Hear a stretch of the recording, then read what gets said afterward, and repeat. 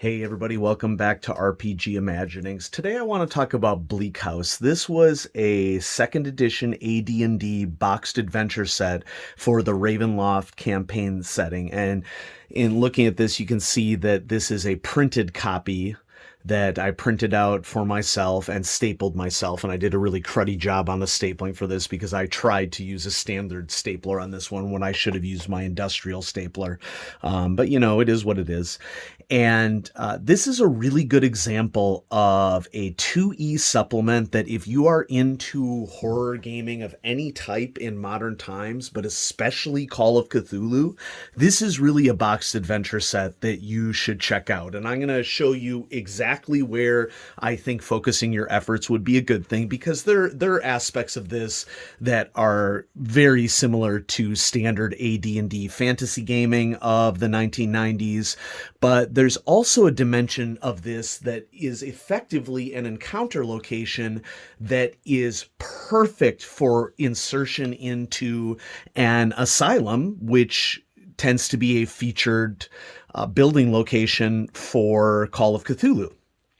And the ability to adapt this to Call of Cthulhu is really not that difficult. And so before I dive into Bleak House, I just want to talk about something that I've observed in the hobby that is just really strange to me. And I just got to get this off my chest because I just don't understand the rationale behind it. And it has to do with how people interpret games of the past and written supplements for games of the past. And I'll just cut right to the chase. I've encountered a lot of people in the role-playing hobby that if they don't like the system, as in the mechanic system, they seem to have this tendency to ignore anything written within that mechanic system. And it makes no sense at all. Granted, there's a little bit of a nostalgia factor for me here in that I grew up with AD&D 2E. It was in full swing when I first was a role player and first became a dungeon master and then game master of other games. And so there certainly is that aspect of this situation that is influencing how I interpret these things. But I'm also a voracious reader.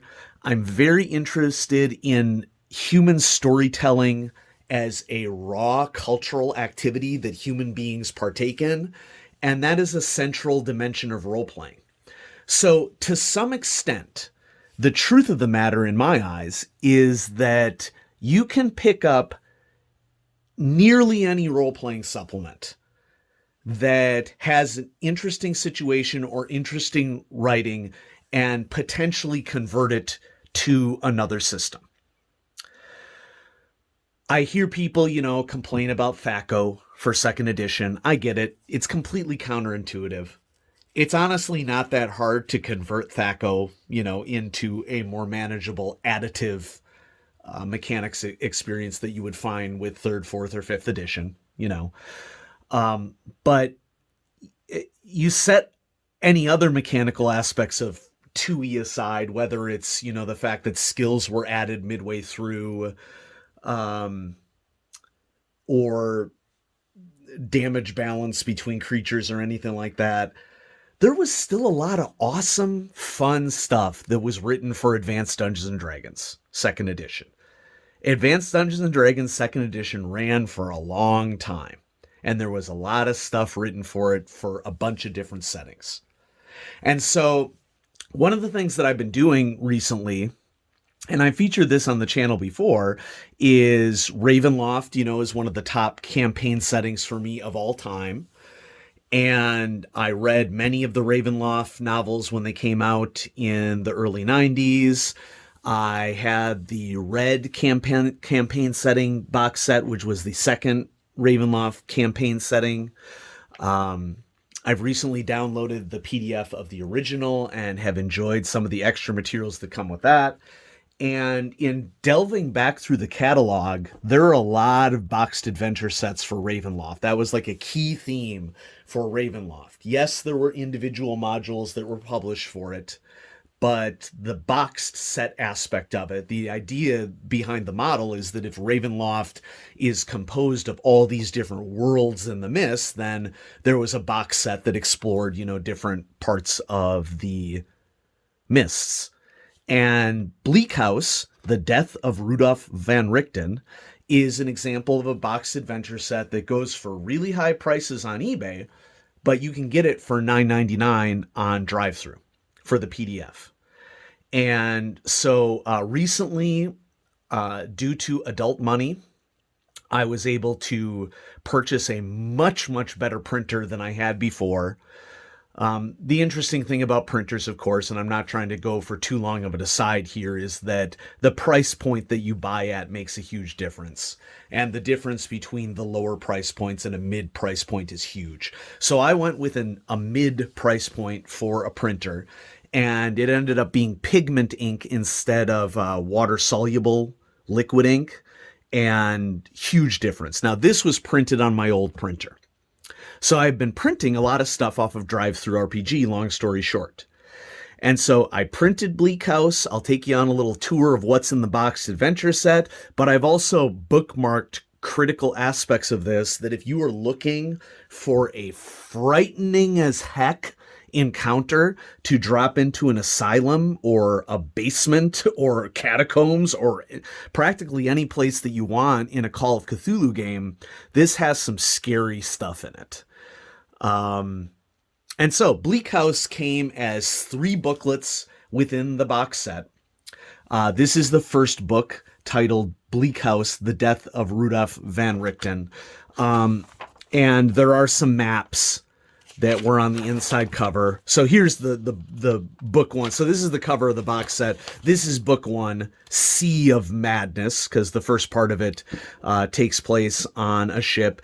This also happened to be a supplement that introduced a new type of vampire to Advanced Dungeons and Dragons, and they were called cerebral vampires because they feed on cerebral spinal fluid of characters. And, I think that that's a nice touch to put it into the madness realm of role-playing that we're all so familiar with Call of Cthulhu, and to a slightly lesser extent with Ravenloft.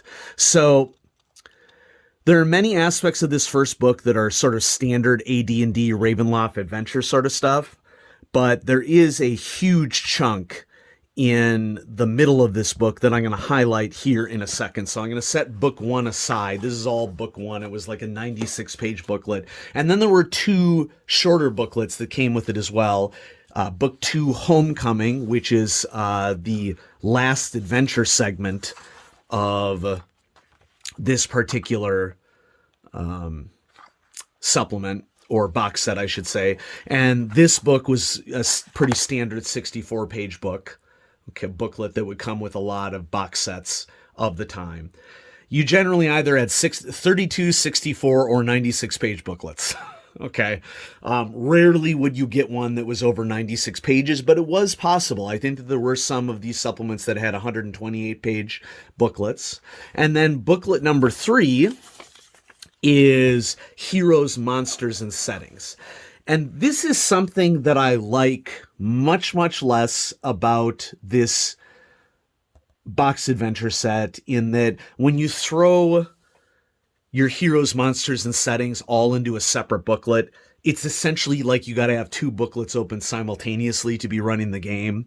I would very much have preferred, especially since this is only like a 32-page booklet, that they would have in some way interspersed this between the books and made it 3 adventure booklets with it all separated between it. I view this as a design decision, but I didn't make the decisions. So all of your heroes, monsters, and settings are in this 3rd book. Now, I'm going to turn to a specific page in this book just to give you a look-see at it. This is the encounter location that I'm interested in for this video. Okay? You can see that it's labeled in the upper 20s and 30s. This is a basement of an asylum house. So this is an asylum that was essentially just a multi-story house. And here you can see the rest of it. Here we have the asylum grounds, and this is, an example of a house that is probably bigger than what it looks like on the outside. And so you have your ground floor and your first floor, using the UK or European variant of flooring. Here in the United States, this would be the first floor and the second floor. And then you have your attic, and then this basement is where stuff really gets interesting from a Call of Cthulhu perspective. And so what I'm getting at here is that no matter how you feel about 2E, don't prevent yourself from searching for interesting adventure ideas within supplements just because you don't like a mechanics system.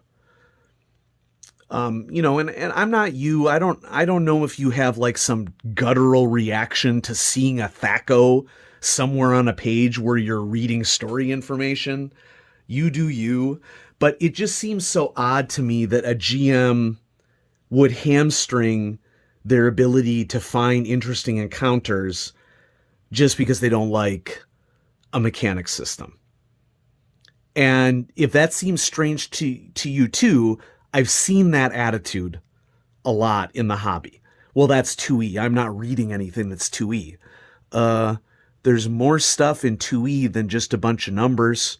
There's like story and character information, which is arguably the single most important aspect of role-playing. But, whatever. Let me tell you why Bleak House might be a good purchase for you for Call of Cthulhu. So I'm going to turn ahead now just to give you a little preview of what's in this first book. Okay, we'll go to the table of contents. There's an introduction about the box set as a whole. There is a ship portion that lasts for about the first 22 pages. I would characterize this as the first adventure within this booklet. And then there is the next section, which lasts for a solid 40 plus pages, which is the time in the asylum. And then it continues on when they exit this realm of Ravenloft, which is the island of Dominia, and they move on to a location in Darkon, where Van Richten is from. This next part of the book, about 30 some odd pages, is what happens within the town in Darkon once they confront a major NPC. We're going to turn to page 38, and we're going to focus here on the section titled Basement and Attic, because this is where things get really interesting, I would say, from a Call of Cthulhu standpoint. And so what's going on here? Well, some of the initial locations here would be really good setup locations or exploration locations for a role-playing encounter. The cellar is described as a dark room stocked with barrels. And so this is sort of a potential introductory place for you to introduce investigators. There's an infirmary. A key thing to understand about the asylum, which is another thing that makes this supplement really cool, is that all of the guards in modern times we would not call professionals in an asylum guards. I mean, heck, we wouldn't even call something an asylum. Okay. And so as is well known, there are ableist attitudes that exist, commonplace at the time when these adventures were written. But anyway, the staff, shall we say, of this asylum in Ravenloft is dressed exactly the same way as the patients, okay, or victims is probably a better term. And they all wear clay masks and cloaks. So one of the interesting conceits of this scenario is that the PCs should never really know who is staff and who patients are, because the staff are instructed to do everything that they can to not reveal that they are staff of the organization. And this is all part of a perverse psychological experiment that is being led by the Dark Lord of Dominia in his sick and twisted way. There's an observation room in which, in this case, zombies, but you could, who knows, do whatever you want with it. Make it cultists, make it ghouls, there's all sorts of fun backstory stuff that you could do with this observation room, in which they're looking into crystal balls, but maybe it is an object imbued with some kind of clairvoyant mythos spell. Okay. And then some cells, where players are kept before they are essentially experimented on. And that's something that should be mentioned here. Just a comfort warning to anybody who is watching. Moving forward, we're going to be talking about torture, and particularly psychological torture. So if that isn't your jam, this would be a good time to click away from this video. I don't want you to have to experience something that is going to be baleful to your mental health. And so there's a variety of cells that are located in these different locations. There's a nice little table here in which you can find inmates within these cells. Following chart can be used to quickly determine the personality of any patient that the investigators come into contact with. And so this is a nice little chart that you could use to get really get into character really quickly for somebody who is located within one of these prison cells. There's another guard room, and then here's where this really shines. So the two components of this that I think are wonderful, wonderful, wonderful additions to a Call of Cthulhu game is this concept of the staff and the patients of this asylum being indistinguishable from each other visually and from an interaction standpoint. They're all wearing these clay masks. They're all wearing these hooded cloaks. And the rationale behind that is explained in the adventure, of course. And then the second major aspect of this is that there is a really disgustingly perverse series of experimentation rooms in which psychological torture is brought on to patients or investigators. And of course, you would want to include this in a game in whatever way, shape, or form would be appropriate for your group. This is definitely a potentially hugely triggering event for different people. And so were I doing this with my group, I would definitely, just like I always do, seek out a topical yes or no under the circumstances. So I'm just going to read a little bit of the beginning here of the treatment process portion of this. And each of these treatment, you can probably replace that with the word torture rooms here, is geared towards a different aspect of psychology and the psyche. So for example, treatment room 1 is phobia inducement. You would induce a phobia in characters. And I mean, I think whoever wrote Bleak House was probably heavily inspired by Call of Cthulhu. I would be surprised if they weren't. Call of Cthulhu was in full swing around the time AD&D 2E happened, and this segment is easily adaptable to a Call of Cthulhu game. So this first room is phobia inducement with a description, and every one of these sections has a diagnosis, inducement, and enforcement process that NPCs or investigators would have to deal with. So just for example, for this room, the treatment process, diagnosis.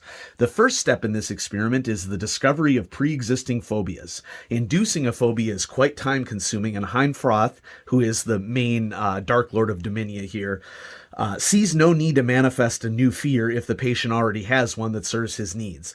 Thus, the patient is subjected to an array of conditions designed to force him to reveal any already existing phobias. If any such condition is discovered, it becomes the focus of subsequent treatment sessions. Inducement. Once a phobia has been detected for the patient, the process of inducing it begins. This procedure requires several treatment sessions, each lasting for 6 to 8, 1d3 plus 5 hours. At the end of each session, the patient must make a madness check, and of course there'd be a sanity roll or something here in Call of Cthulhu, to prevent the phobia taking root in their brain. Or maybe it would be a power check is where my gut would go in these circumstances. as Call of Cthulhu Keeper. I think what I would actually do under this inducement section is that while the inducement is occurring, there would be sanity rolls, and then if a certain amount of sanity was lost during it, maybe it provokes a power check, and if the power check is not passed by a certain amount, there's all sorts of fun things that you could do with this. So if the check is at the end of each session, the patient must make a madness check to prevent the phobia taking root in his brain. If the check is failed, the victim is forced to make a fear check whenever he encounters the object of his fear. So in this regard, fear checks aren't really that different from sanity rolls in Call of Cthulhu. Madness isn't quite comparable to a specific mechanic, but rather I would say the additional losses of sanity, and maybe there would be power checks involved here. Reinforcement. Once the phobia is in place, it is Heinfrost's standard procedure to continue the patient's treatment until the induced fear becomes overpowering. Following the completion of the previous phase, the victim continues to be exposed to this particular phobia. As with this earlier treatment, a madness check is required, yada, yada, yada. The last part of each of these is called destruction. On rare occasions, Heinfroth orders a victim put to death in this room. When this happens, the treatment continues beyond the previous stage. For each session following the reinforcement phase of therapy, the victim must make a madness check. Failure indicates that the patient must make a system shock roll. There are many possible phobias that can be induced. Among the most commonly selected are the following. And so then there's this lovely list of different suggested phobias, and honestly, the list of phobias contained within either the Call of Cthulhu starter set or the Call of Cthulhu Keeper rulebook could be used in any way, shape, or form under these circumstances. This particular supplement features fear of lightning, fear of enclosed places, fear of insects, fear of blood, fear of fire, and there's a nice little list of additional phobias that are listed here, but you could go off of anything that is in the Call of Cthulhu rulebook, and there are phobias that are listed here that I don't think are included in the Call of Cthulhu rulebook as well, so consider that. Then it continues with additional treatment rooms, and they're all ghastly, okay? In a good way from a Call of Cthulhu role-playing standpoint, from an actual human, standpoint. They're all pretty horrific. Personality deprivation. So in this treatment room, whenever a patient undertakes any action in this room, whether it is standing up, searching for secret doors, or even looking around, the operator activates a magical aura that causes extreme pain. And so it's basically punishing people for making choices. Psychic fragmentation is another treatment room. Treatment in this room begins with a powerful psychic attack that attempts to analyze and catalog every facet of a character's personality. This probe is extremely painful, causing the victim no actual damage, but requiring a madness check on the part of the patient. That would be easily thrown into, could be into the mix. But then what was really interesting about this room is as this treatment continues, the DM should keep a list of how many fragments the character's personality has been split into. And there's a table that you can roll on to alter the character's core persona. So the core persona would be the normal character, able to use all the class abilities and proficiencies that had not been broken apart. And if they took on an additional persona, it could influence, what they're capable of doing. So up here it describes after a certain psychic assault, once a character has been split along class lines, class in terms of AD&D classes, fragmentation continues at the level of non-weapon proficiencies. A character who has the stonemasonry skill and the singing proficiency would find himself split along those lines, being unable to carry a tune while working with stone or something like that. And so with the skill model of a BRP system, there are lots of really interesting things that could occur here that would really make for a psychologically challenging and very interesting role-playing situation for a Call of Cthulhu investigator. Treatment room 4 is age regression. It seems like it's a soothing room, but in actuality, the soothing effect of this room has nothing to do with the patterns of color on the walls. Instead, it is the result of a subsonic vibration that induces a trance-like state. Attempts to resist the soporific effects of this chamber by closing one's eyes or otherwise blocking vision have no effects. After 10 minutes, the character must make a saving throw or succumb to the effects of the subsonic wave. This is not a charm or sleep spell. A successful save indicates that the character does not succumb. For characters beyond first level, every session of treatment in this room reduces them by 1 experience level. And so, level drain mechanics in AD&D are one of my most disliked things in the system because, it's like, hey, you worked really hard to gain levels and now I'm just going to rip them away from you. It just seems like a completely obtuse way to roleplay to me. But that doesn't mean that you couldn't, that this is referring to age regression. And so maybe what happens from a Call of Cthulhu standpoint is that there are gains in physical categories, but you lose willpower or intelligence or charisma or something like that. Room 5, this is a really rich section of the supplement, which is why I felt compelled to show this on the channel.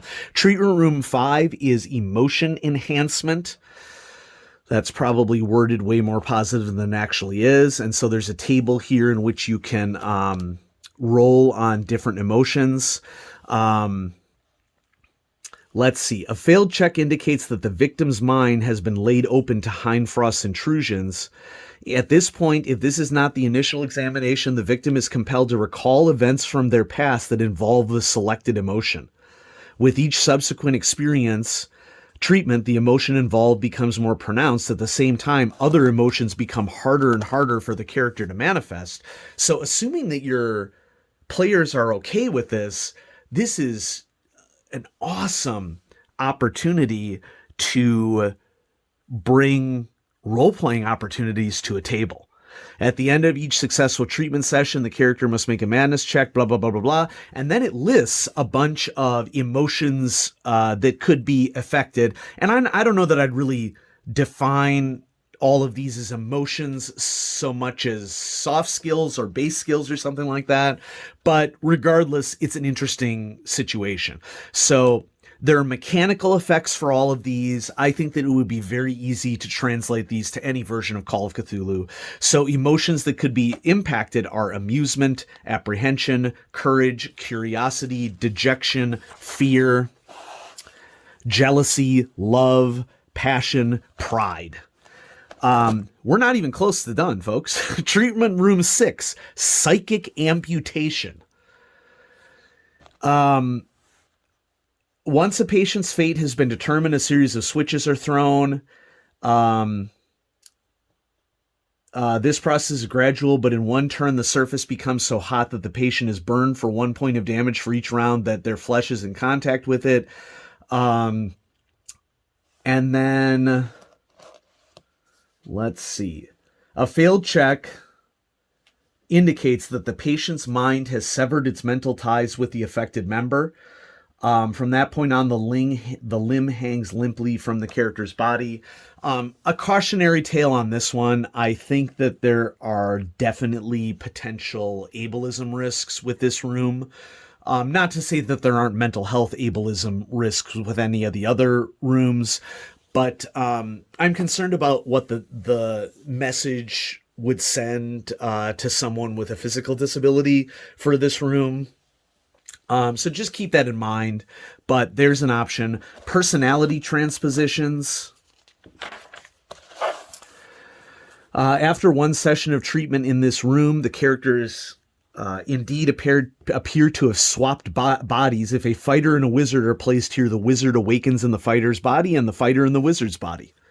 That's interesting.